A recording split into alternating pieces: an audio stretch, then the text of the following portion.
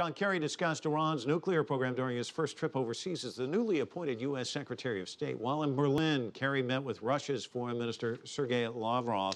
They spent much of their time discussing another Middle Eastern crisis, of course, the conflict in Syria. Ahead of the meeting, Lavrov said Washington should push the Syrian opposition to drop its demand that Syria's President Bashar al-Assad leave power before talks begin between those two sides. For more on this meeting and the crisis in Syria, we're joined by Kurt Volker. He's executive director at the McCain Institute for International Leadership at the Arizona State University. Kurt, let me start there. What's the likelihood of that the Syrian opposition would drop that demand? No likelihood whatsoever. You know, President Assad, for now 2 years, has been willing to kill his own population in order to stay in power. It started as peaceful protests. They became violent as the people tried to defend themselves. The opposition now feels they're even getting some momentum. They're getting arms and some equipment from some radical groups, unfortunately, as well as some others, and they feel like they're making headway.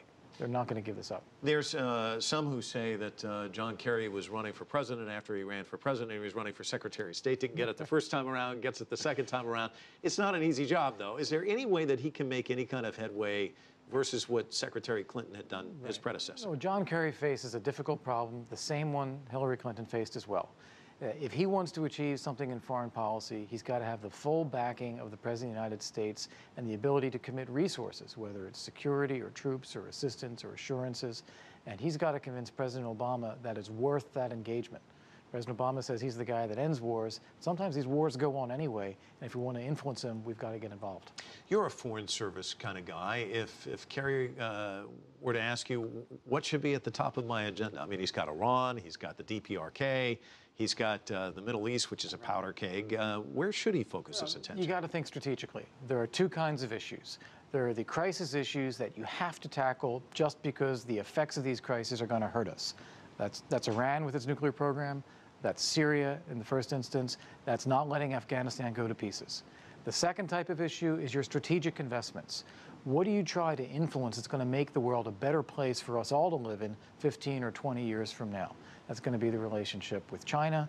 That's going to be the relationship with Europe and our allies. It's going to be a global economy with a level playing field where everyone can build prosperity. Those are the investments, and you got to handle the crises. Do you go for some of the easy stuff first to try and, or is there anything out there that's easy? Everyone wants to do the easy stuff first. It's what all of us individually do every day, and we have to force ourselves to do the hard stuff first. Let me ask you this. President Obama came in early on, sent former Senate Majority Leader George Mitchell to the Middle East. He wanted to move the needle. Was kind of came away disappointed. Is he likely to try? Has this kind of shaped his foreign policy in a sense that once you get stung, you don't really want to engage? Is that one of the issues? Well, I think in the case of the Israeli-Palestinian issue in particular, I think President Obama underestimated the importance of the statements that he made about settlements at the time that he was pushing this. That did burn the bridges with Netanyahu and Israel. John Kerry, I believe, is going to want to have another run at this, and I think Obama will want him to have another run at this. But in the end, if it's going to require security guarantees, security assistance, some other kind of development assistance, and an active U.S. role in policing a settlement, unfortunately, I think Secretary Kerry may not have the resources behind him. Kurt Volker, thank you so much for your insights. Appreciate it. Oh, my pleasure. Thanks.